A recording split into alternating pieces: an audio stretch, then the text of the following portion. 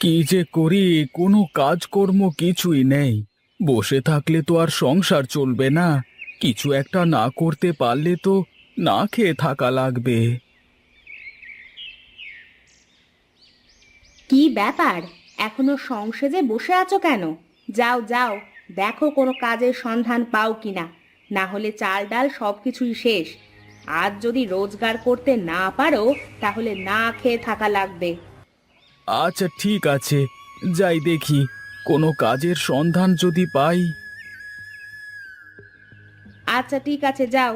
তবে আজ চাল ডাল না কিনে বাড়ি ফিরবে না, এই আমি বলে দিলাম। সে কেমন কথা গিন্নি, তুমি এমন কেন করছো? আমি তো বসে থাকি না, আমি তো চেষ্টা করি। কিন্তু যদি কোথাও কোনো কাজ না পাই, তাহলে আমি কি করব বলো? কেমন পুরুষ মানুষ তুমি! বউকে খাওয়াতে পারো না? কি আর করব বলো, সবই আমার ফাটা কপালের দোষ। এত চেষ্টা করি, এত পরিশ্রম করি, কিন্তু কোনোটাতেই কোনো কাজ হচ্ছে না। আমি এত কিছু জানি না বাপু। হয় তুমি রোজগার করে আনবে, নইলে আমি বাপের বাড়ি চলে যাব। ঠিক আছে গিন্নি, তোমাকে কোথাও যেতে হবে না। আমি কোনো না কোনো ব্যবস্থা ঠিকই করে আসব।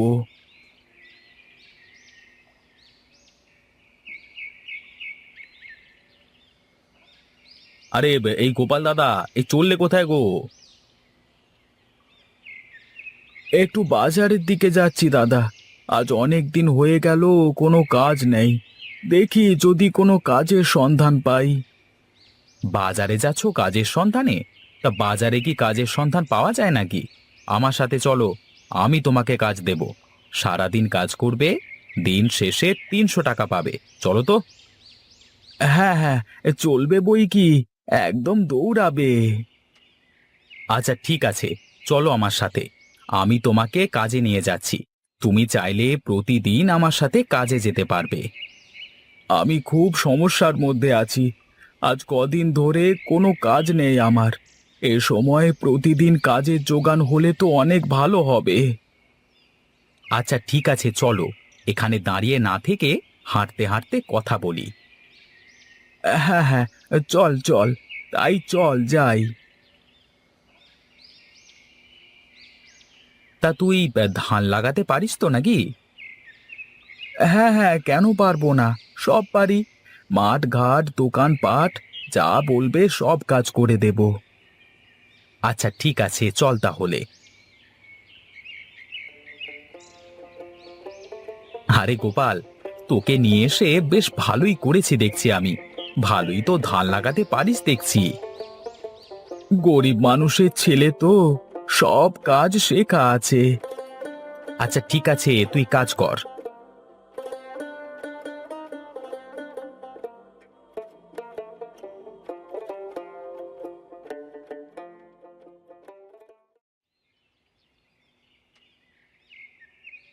কি ব্যাপার নগেন, ধানের জমিতে গিয়েছিলিস নাকি তুই?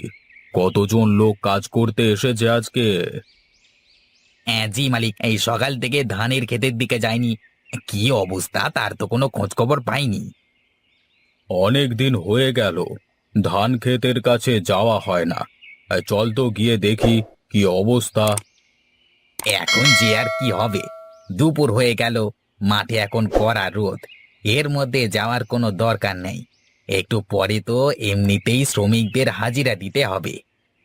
আচ্ছা বেশ, তাই হবে।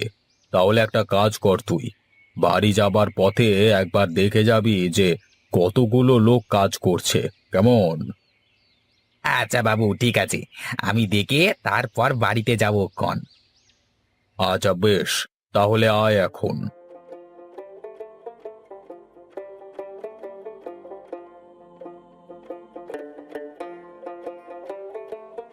কিরে, তোরা আজকে কতজন লোক এসেছিস? আগে আমরা আজকে 4 জন এসেছি বাবু। কিরে তুই কে? তোকে তো আগে কখনো এখানে দেখিনি। আজকে কি নতুন এইছিস নাকি? আগে জি সাহেব, ওর নাম গোপাল। আমি নিয়ে এসেছি ওকে কাজে। আজকে লোক কম ছিল তো, তাই আর কি ওকে নিয়ে আসলাম। ও অনেক ভালো ধান লাগাতে পারে। আচ্ছা আচ্ছা, ঠিক আছে ঠিক আছে, তা তোরা সকলে মন দিয়ে কাজ কর। আজকে সন্ধ্যায় জমিদার বাবু নিজে এসে তোদের টাকা দিয়ে যাবেন আর জমি পরিদর্শন করবেন, ঠিক আছে? আচ্ছা ঠিক আছে, আমরা সন্ধ্যার আগে সব কাজ শেষ করে ফেলবো। আচ্ছা ঠিক আছে, তা তোরা কাজ কর, আমি এখন চলি, কেমন?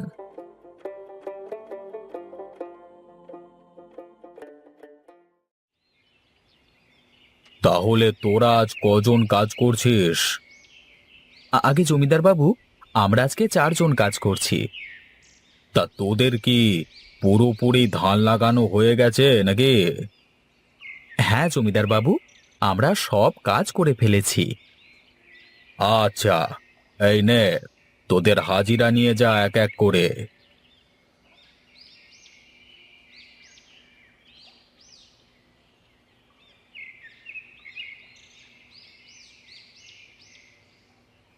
এই গোপাল, চল চল, আমরা বাড়িতে যাই, অনেক কাজ পড়ে আছে।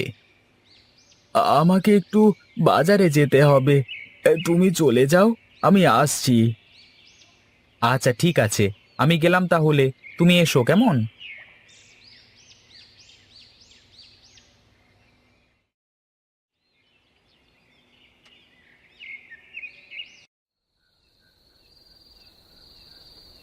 আরে এ কি, বাজারে তো দেখছি কেউ নেই। এবার গিন্নিকে গিয়ে কি বলবো আমি? যাই হোক, টাকা আছে তো, গিন্নির হাতে দিলে গিন্নি খুশি হয়ে যাবে।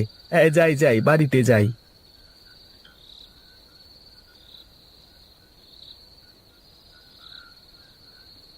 গিন্নি, ও গিন্নি, কোথায় গো তুমি? এদিকে এসো তো।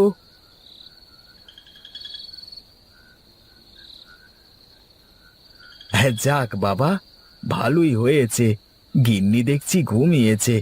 এখন আর গিন্নিকে ডাকছি না, কাল সকালবেলায় বাজারে গিয়ে বাজার করে গিন্নির হাতে দেওয়া যাবে।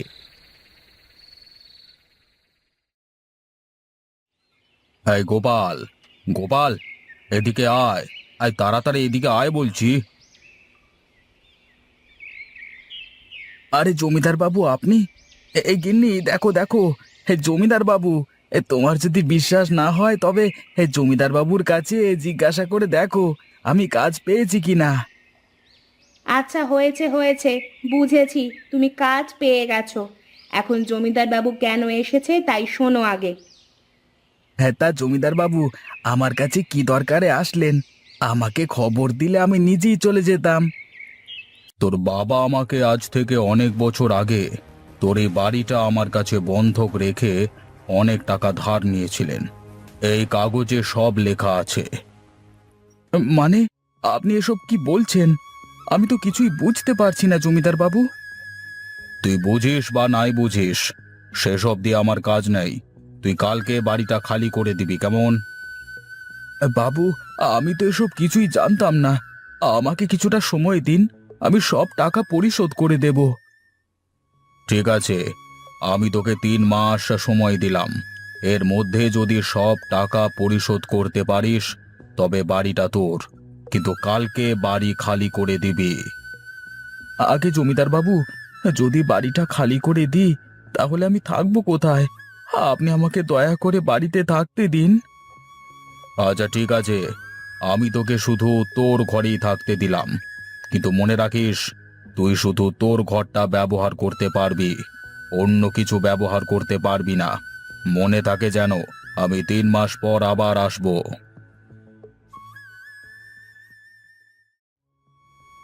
তুমি থাকো, আমি চললাম আমার বাপের বাড়ি। যেদিন রোজগার করার মুরদ হবে সেদিন তুমি আমার কাছে আসবে।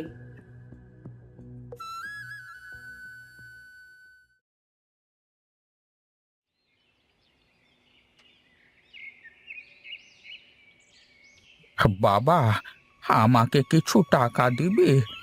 আমার কিছু টাকার খুব দরকার। টাকা?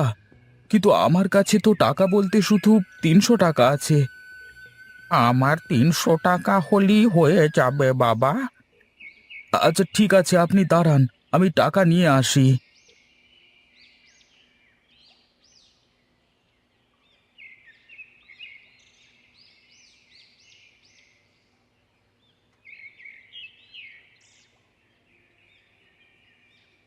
আমার কাছে তোকে দেওয়ার মতো এই আম গাছ ছাড়া আর কিছুই নেই রে বাবা।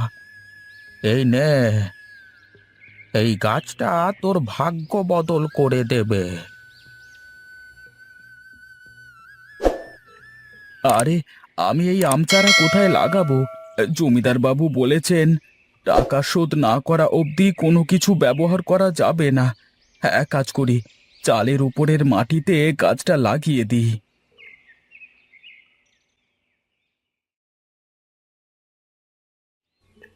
আরে বাস, এ তো দেখি অনেক আম ধরেছে আম গাছে। এখন আমি এই আম বাজারে বেচে জমিদারের সব টাকা পরিশোধ করে দিতে পারবো। যাই যাই, কিছু আম পেড়ে নিয়ে বাজারে যাই, বিক্রি করে আসি।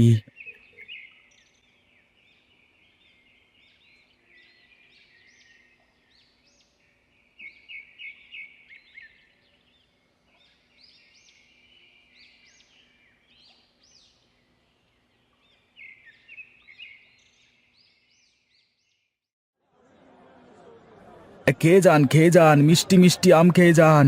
একবার খেলে বারবার খেতে মন চাইবে। মিষ্টি মিষ্টি আম খেয়ে যান। দাদা, আমাকে আম দাও তো, আমাকে 5 কেজি আম দাও। আমাকেও দাও, আমাকে আগে দাও, আমাকে 10 কেজি আম দাও। আহা, থাম থাম, আমি সবাইকে আম দেব, একটু থামো তোমরা।